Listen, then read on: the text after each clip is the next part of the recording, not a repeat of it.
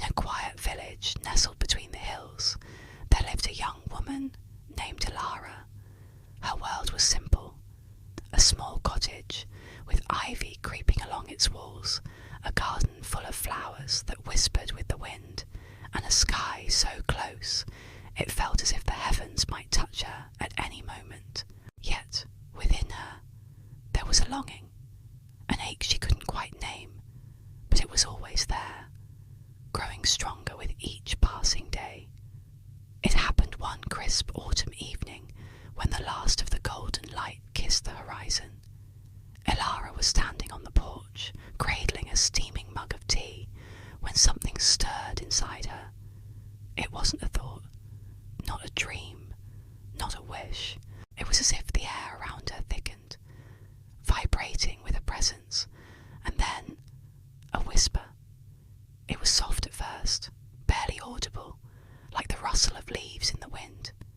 But as it grew, it wrapped around her, enveloping her like a cloak of warmth.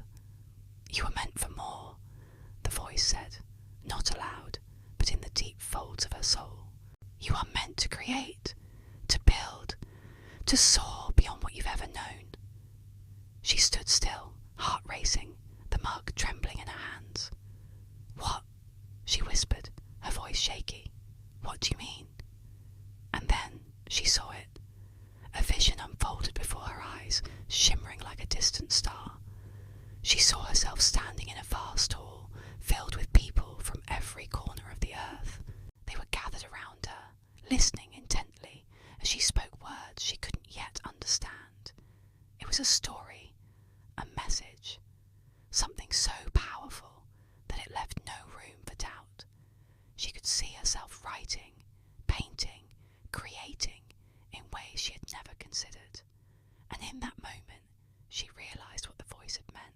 God had planted a dream in her heart, one that would take her beyond the village, beyond the life she had known. It wasn't just a passing idea. It was a purpose woven into her very being, a calling to share her voice with the world. But it terrified her.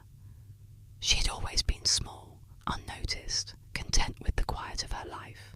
The dream was too big, too audacious. What if she failed? What if no one listened? As the vision faded, Elara sank to her knees on the porch, tears stinging her eyes. She felt the weight of the dream pressing against her chest, yet there was a peace in it too, an unshakable knowing that the dream was real, and it had been given to her for a reason. The wind picked up, whispering through the trees, carrying the voice once again, but this time it was clearer, stronger. "I have chosen you, Elara. Do not be afraid." And with that, she knew that she had no choice but to follow the dream, even if it meant stepping into the unknown. For days, she wrestled with fear and doubt, but every night as the sun dipped below the hills, she felt the call again. She couldn't ignore it. The dream was alive in her, growing like a seed planted deep in her soul, ready to bloom. One morning, with the dawn breaking soft and golden across the horizon, Elara packed a small bag. She stood at the edge of her garden one last time, the flowers swaying gently in the breeze, and whispered a prayer. "I'll go," she said. "I don't know where this will lead, but I trust you.